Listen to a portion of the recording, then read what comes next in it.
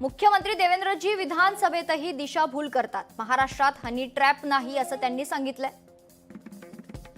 या एका फोटोची सीबीआय मार्फत चौकशी होऊ द्या अशी मागणी संजय राऊतांनी केली आहे। दूध का दूध पाणी का पाणी होईल असं ट्विट देखील संजय राऊत यांनी केलंय। 4 मंत्री आणि अनेक अधिकारी अडकले आहेत। शिवसेनेतून फुटलेले 4 तरुण खासदार तेव्हा याच ट्रॅपमुळे पळाले।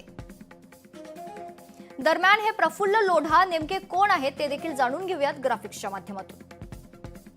जळगावातील भाजपा नेत्याचे निकटवर्तीय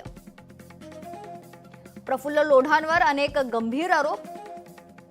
फडणवीसांच्या उपस्थितीत भाजपात प्रवेश।